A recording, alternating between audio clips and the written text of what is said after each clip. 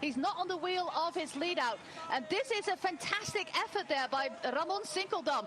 Sinkeldam is doing a really long sprint there, the former national champion of the Netherlands. Fantastic. It looks like he's almost going to make it on his own. He's there with Jensen Plowright and Fabio Jakobsen. But it looks like Jakobsen has it. Jakobsen on Plowright now.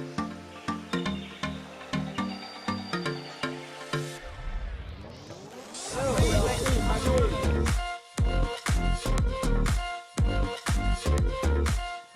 got laughed at, to be honest with you, when we went in there for MTN, the first African team, and you know, we were kind of lobbying to get in the Tour de France, and you know, we set our goals out. We told them the goals, and we said we wanted to win a stage. That was one of the goals, and we pretty much, they kind of laughed at us and said, you know, there are teams here that have come here for years and years and years and never won a stage.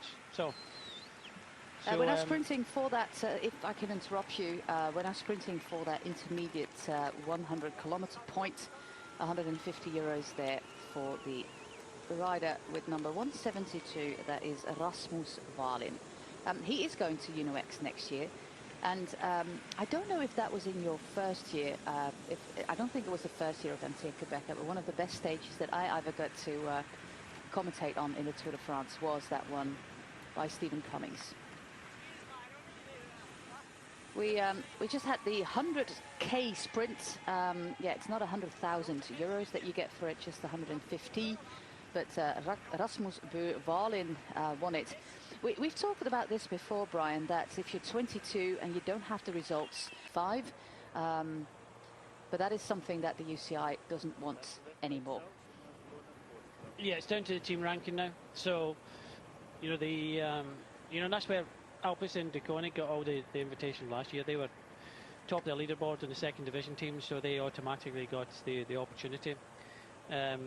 Lotto Destiny are up there as well this year, and they decided not to go to the is it the Giro d'Italia this year. Yep. So they decided not to go.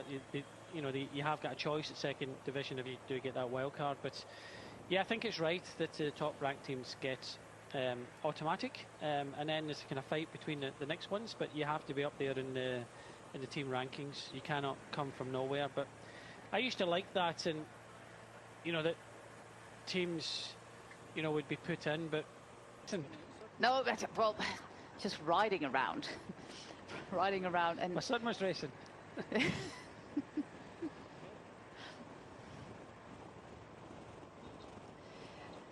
We're back here, 56 kilometers to go. It's indicated that we are on a gigantic 5-kilometer long climb. And Mads Pedersen just went back to the car to get himself a 500 milliliter can of Monster. It was just that relationship we've got. It was fascinating. Here's your hill. Well, they just indicated that it was a 5-kilometer climb. I think the TV director was just taking the mickey here. But this is a 300-meter climb at 4.7%. There's 6 points on offer there. The first climb went to Emile Vignebo, who's also leading at the moment. But none of these riders are a threat to the others. None of these riders are a threat to our leader in that classification, called Nikolai Pedersen. So points go to Emile Milkje Vignebo, who also won that first one. But Nikolai Pedersen, he started the day. But it's going to be 35 degrees, which is almost 100 Fahrenheit, which is something that we haven't had just yet here up in the north. So it's going to be a bit of a shock to the system.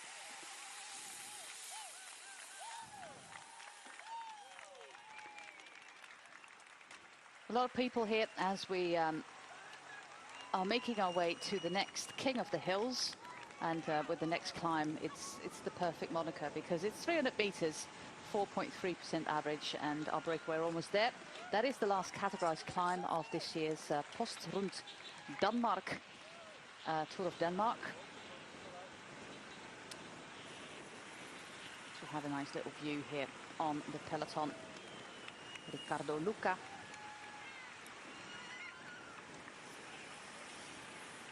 in the entire train of the Green Project. That's it at the front. What do you think about the quality of our breakaway with Simon Pelot, Jules Hesters, Emil Vignebo, Rasmus Wallin, Jakob Ekholm and Rasmus Pedersen? Do they stand a chance of staying away? Because it's almost 2 minutes again. Yeah, the quality riders in there. Simon Pelot is always a rider, especially over the last few years. Is really impressed, gets himself in a breakaway and, you know, tries to win the stage. And I thought they would, you know, leave it a little bit more, but there seems to, you know, can up the tempo in the breakaway now. So you can just see a little bit more effort now from Joseph Cherney. Soudal Quickstep, I'll put Shrejcek as well. I think I hit out a little bit more in the breakaway to try and come on to that circuit with at least a decent enough advantage. But it's because a reaction from the peloton. Just a moment ago, you can see that Jack Bauer, the rider at the front here, just kind of pushing his earpiece in. He was like just trying to really kind of listen to the time gap. It did go up a little bit. Now the reaction from the peloton is it wants to keep it, you know, down, and you know, so they'll push on. So I just think that's happy. You know, I think overnight, you know, Skelmo said, you know, he's thankful that Mads Pedersen kind of gifted him that kind of win. I don't think it was gifted. I think he was the strongest in the end. You know, the effort that Mads Pedersen had done already. And this is what I was trying to say yesterday. It's okay kind of hanging 14, 16 seconds in front of a group. The difference was... And of course that win all the way back in February. But he must have indicated this morning that he feels good, that he feels confident ahead of this sprint. And it is a sprint with pure speed, so I do expect him to do well on it. Yeah, the races you mentioned, you know, good quality sprinters in it. So if he's getting up in the top three, then, you know, he's good enough to get a podium here. So that's why they're working so hard for him, to give him that opportunity. 30 seconds still for our four leaders. 3 Danes and 1 rider from Switzerland.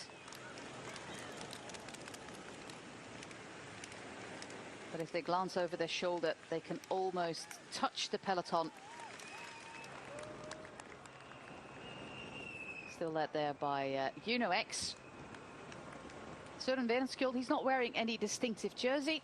We do have Mads Pedersen in green. Fabio Jakobsen, of course, in the, well, there he is, in the European Champions jersey. This is actually correct. They are still gaining time.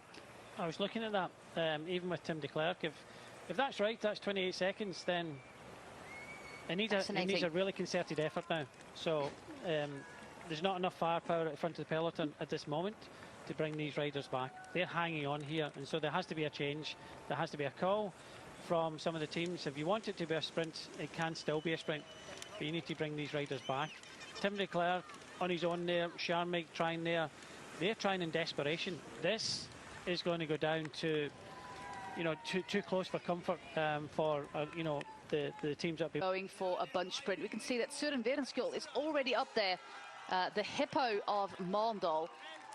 He is up there together with Moschetti. We have Søren Kragh there on the wheel of Ramon Sinkeldam.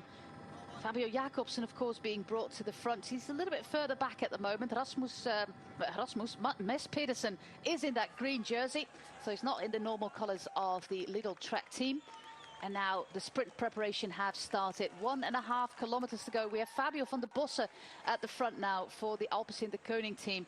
Looks like the camera bike is really, really close as Tom Scully takes to the front there for the EF Education Easy Post team. Yeah, not easy, and it's slightly downhill as well into these corners.